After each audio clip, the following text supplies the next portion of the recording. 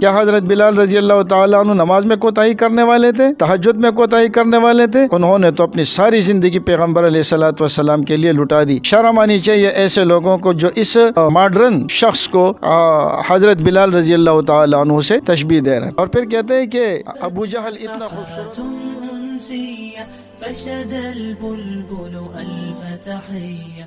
نحمده ونصلي على رسوله الكريم اما بعد فاعوذ بالله من الشیطان الرجیم بسم اللہ الرحمن الرحیم۔ محمد قاسم بن عبد الکریم کا جو بلی ہے وہ ابھی تھیلے سے آہستہ آہستہ نکل رہی ہے۔ یہ قادیانیوں سے بھی بدترین اور خطرناک فتنہ ہے۔ مرزا قادیانی نے بھی یہی کہا ہے کہ قرآن و حدیث کو اس وقت ہم قبول کریں گے کہ جو بخاری کے مطابق ہو، اور حدیث کی کتابوں کو بھی اس وقت ہم قابل قبول سمجھیں گے کہ جو بخاری اور مسلم کے مطابق ہو، اور صرف یہ نہیں کہ بخاری اور مسلم کے مطابق ہو، بلکہ کہا کہ وہ میرے عقیدے کے مطابق ہو۔ تو گویا مرزا قادیانی نے معاملے کو بہت آسان کر دیا کہ ملہم کو پتہ چلتا ہے کہ کون سی حدیث صحیح ہے اور کون سی حدیث ضعیف ہے، لہٰذا بہت ساری حدیثیں جس کو علماء صحیح سمجھتے ہیں لیکن مجھ پر یہ کھلا ہے کہ وہ حدیثیں ضعیف ہے، اور بہت ساری احادیث کی جس کو محدثین نے ضعیف لکھا ہے لیکن میرے جو الہامات اور کشوف ہے اس کے ذریعے وہ اعلیٰ درجے کی صحہ ہے۔ اب خلاصہ یہ ہوا کہ ان کے ساتھ نہ تو آپ قرآن کی کوئی بات کر سکتے ہیں نہ حدیث کی کوئی بات کر سکتے۔ قرآن کی بات کریں گے تو وہ کہیں گے اس حدیث کا یہ مفہوم جو علماء نے مراد لیا یہ تو ان کا اپنا اجتہاد ہے، اور مرزا قادیانی کو تو اللہ نے خود سمجھایا، الرحمن علم القرآن، نعوذ باللہ، یہ مرزا قادیانی کے بارے میں وہ کہتے ہیں کہ یہ ہے۔ اسی طرح جس حدیث میں محدثین کا اختلاف ہے تو محدثین نے اپنے تحقیق کے مطابق کہا، اور اللہ نے تو ان کو خود بتایا، بالکل یہی وتیرہ محمد قاسم نے اختیار کیا ہے۔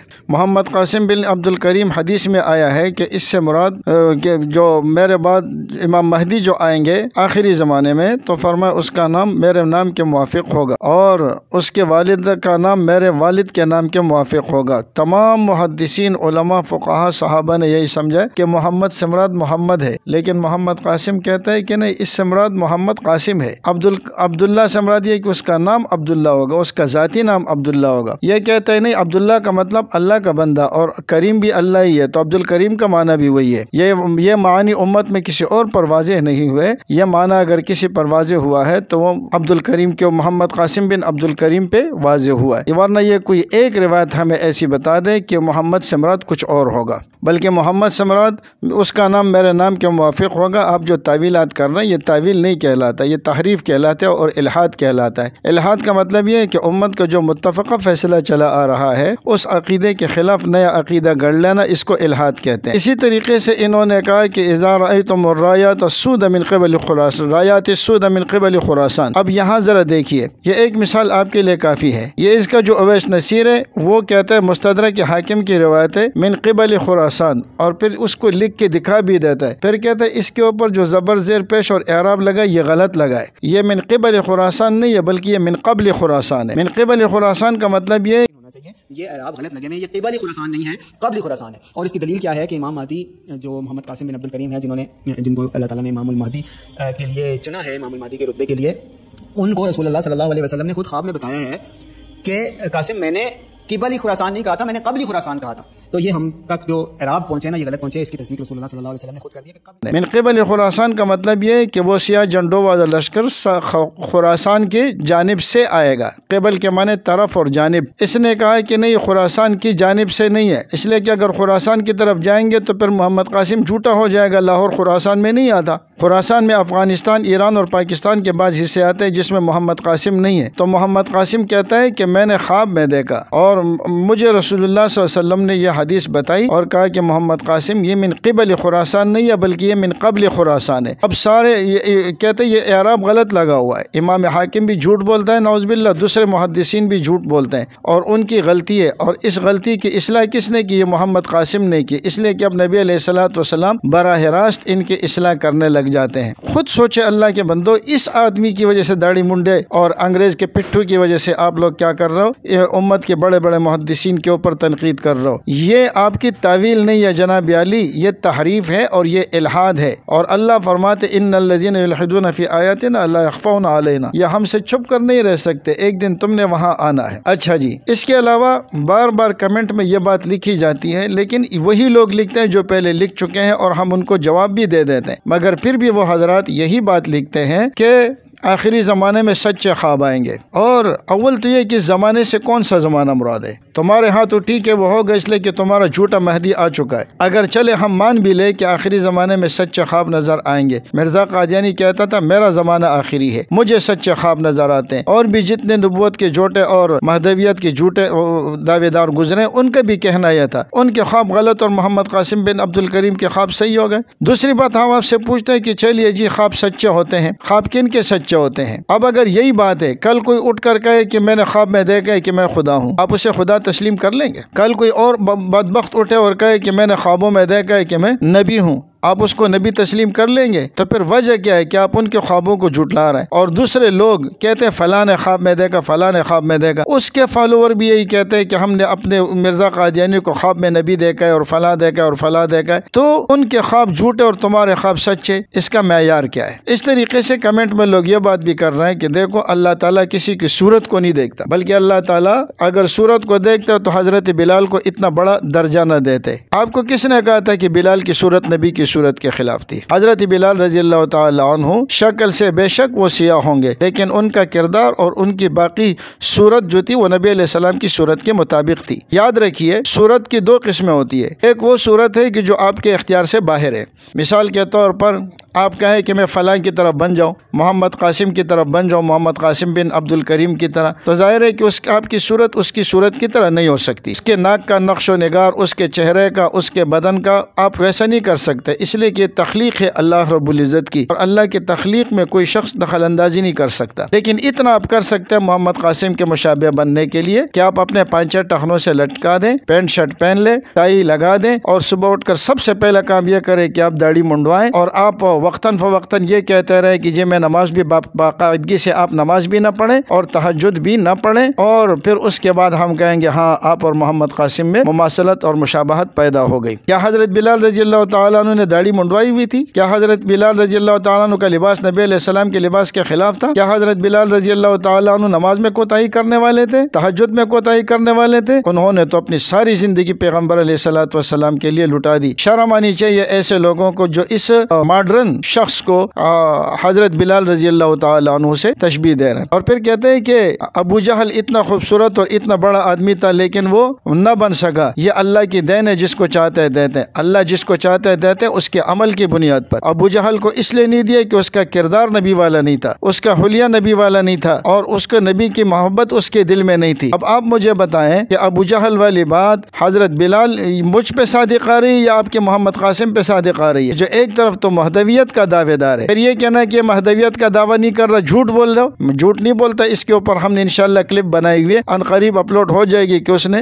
مہدویت کا دعویٰ کیا یا نہیں کیا۔ بار بار میں یہ سوال پوچھ رہا ہوں کہ کسی ایک حدیث سے، کسی ایک روایت سے، چاہے وہ حدیث ضعیف، ہم سے کہتے تم ضعیف حدیثوں سے استدلال کرتے ہو، یہ تم جو ناک والی روایتیں پڑھتے ہو اور جو ران پہ ہاتھ مارنے والی روایتیں پڑھتی ہو نا، اگر ہم اس کے پیچھے پڑ گئے تو انشاءاللہ ان کا بھی آپ کو پتہ چل جائے گا۔ ہم تو آپ سے حدیث صحیح اور ضعیف کی بات نہیں کرتے، ہمارا کہنا تو آپ کے لیے یہ ہے کہ آپ صرف اتنی مہربانی کریں کہ کوئی موضوع حدیث ہی دکھا دیں کہ محمد قاسم سے محمد سے مراد محمد قاسم ہے، عبداللہ سے مراد عبد الکریم ہے، اور امام مہدی نعوذ باللہ فاسق و فاجر ہوگا۔ ایک حدیث آپ ہمیں دکھا دیں کہ امام مہدی نمازوں میں کوتاہ ہوگا، ایک حدیث ہمیں دکھا دیں کہ وہ تہجد نہیں پڑھتا ہوگا۔ اور اتنی جرت کوئی شیطان کر سکتا ہے کہ خواب میں اللہ کو بتا دے کہ اللہ مجھ سے تو نمازیں نہیں پڑھی جاتی، مجھے کوئی شارٹ کٹ راستہ دکھائے۔ پھر آپ نے ان خوابوں کو بنیاد بنا، اور ان خوابوں کے ذریعے امام مہدی کی پہچان بھی خوابوں سے نہیں ہوگی، اور امام مہدی بھی خواب دے کر لوگوں کو نہیں بتائیں گے، ان کا پورا ایک کردار ہے۔ آپ امام مہدی کی سیرت کا مطالعہ فرما لیں۔ اچھا جی، ذرا آگے مزید سنیں کیا کہہ رہے ہیں۔ کہہ رہے ہیں کہ جو لوگ اس جھوٹے امام مہدی کی مخالفت کر رہے ہیں، پیغمبر علیہ الصلوۃ والسلام ان کے ساتھ کیا سلوک کریں گے، ذرا سن تو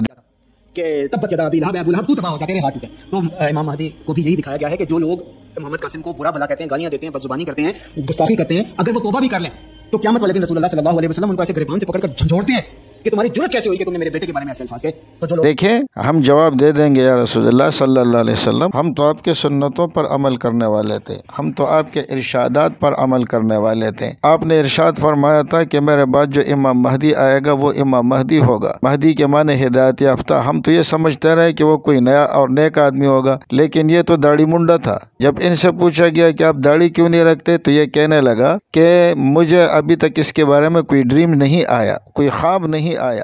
تو یا رسول اللہ پتہ نہیں، میں نے تو شروع سے ہی داڑھی نہ رکھی، میں نے ایسا سوچا، تو جب یہ ڈریمز آنا شروع ہوئے تھے تو اور آج تک اللہ اور محمد صلی اللہ علیہ وسلم نے کبھی نہیں کہا کہ داڑھی رکھو. تو یا رسول اللہ صلی اللہ علیہ وسلم، ہم نے تو آپ کے جو احکامات سنے تھے وہ تو کچھ اور تھے، اور یہ شخص کچھ اور کہہ رہا تھا. یہ آپ کے مد مقابل مہدی بننے کی بلکہ نبی بننے کی کوشش کر رہا تھا، اس لیے ہم نے اس کے منہ پہ جوتے مارے ہیں. پھر ہم کہیں گے یا رسول اللہ، آپ نے تو ٹخنوں سے پانچے نیچے لٹکانے کو حرام قرار دیا تھا. اس شخص کے پانچے نماز کے دوران بھی ٹخنوں سے نیچے ہوا کرتے تھے. ہم یہ بھی شکایت کریں گے کہ یا رسول اللہ صلی اللہ علیہ وسلم، آپ نے تو یہ فرمایا تھا جو کسی قوم کی مشابہت اختیار کرتا ہے وہ ان میں سے ہوتا ہے، اور یہ شخص جو ہے وہ 3 پیس سوٹ میں پہنتا تھا، اور ان تمام چیزوں کے باوجود یہ بھی کہتا تھا کہ جب ان سے پوچھا گیا آپ نماز پڑھتے یا نہیں، ان کے اپنی زبان کا اقرار تھا کہ میں ایک عام آدمی ہوں، میں نماز بھی پابندی کے ساتھ نہیں پڑھتا باقاعدگی سے. اور یہ بھی کہہ رہا تھا کہ جب کبھی جی چاہتے تو پڑھ لیتا ہوں، کبھی جی چاہتے تو نہیں پڑھتا. نماز پڑھتے ہیں ریگولر نہیں پڑھتا ہوں. اچھا، مطلب کب پڑھتے ہیں؟ جب ٹائم مل جائے یا جب دل چاہے؟ بس جب دل چاہے. دیکھیں جب اللہ توفیق دے، کیونکہ ایک ڈریم میں اللہ نے مجھے کہا تھا کہ نماز کا پوچھنا حق صرف میرا ہی ہے، اور جب لوگ زیادہ پوچھیں تو ان سے کہنا کہ جب اللہ مجھے توفیق دے گا تو میں نمازیں بھی باقاعدگی سے پڑھنا شروع.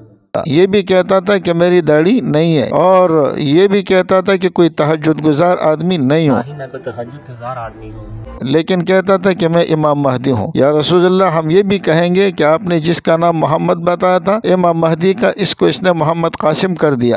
اور آپ نے جس کے باپ کا نام عبداللہ بتایا تھا، اس نے اس کا نام عبد الکریم کر لیا. ہم یہ بھی کہیں گے کہ یا رسول اللہ، آپ کے احادیث کو بگاڑنے کی کوشش کر رہا تھا. آپ نے فرمایا تھا کہ میری امت گمراہی پر اکٹھی نہیں ہو سکتی، لیکن یہ خوابوں کے ذریعے آپ کے احادیث مبارکہ میں تبدیلیاں کرتا تھا. قبل المشرق و قبل المشرق پڑھتا تھا. مجھے یقین ہے کہ اگر ہم نے یہ کہہ دیا تو اللہ کے نبی ہمیں کہیں گے کہ آپ نے ان کی گردن کیوں نہیں اڑائی کہ اس کو زندہ چھوڑا. چہ جائے کہ نبی علیہ الصلوۃ والسلام اس پر ہمیں ڈانٹ ڈپٹ کرے. ہم کہیں گے یا رسول اللہ، آپ نے فتنہ اخلاص کا ذکر کیا تھا کہ آخری زمانے میں فتنہ ہوگا اور وہ میرے اہل بیت کے درمیان سے اٹھے گا. تو اور اس فتنہ اخلاص کا جو شخص ہوگا وہ میرے اہل بیت میں سے ہوگا، لیکن فرمایا کہ وہ حقیقت میں میرے اہل بیت میں سے نہیں ہوگا، اس لیے کہ میرے اہل بیت تو وہ ہیں جو اطاعت کرنے والے ہیں، جو تقوی اختیار کرنے والے ہیں. یا رسول اللہ، اس وجہ سے ہم نے اس شخص کی مخالفت کی تھی، اور یہ آپ کے دین کو مٹانے کی کوشش کر رہا تھا، اور آگے لگ رہا تھا کہ آگے جا کے نبوت کا دعویٰ کرے گا. ہم تو آپ کے ختم نبوت کے مجاہد ہیں، اس لیے ہم نے اس کے منہ پہ جوتے مارے ہیں. تو انشاءاللہ اس وقت پھر آپ کو پتہ چل جائے گا کہ نبی علیہ الصلوۃ والسلام کس کا ساتھ دے رہا ہے.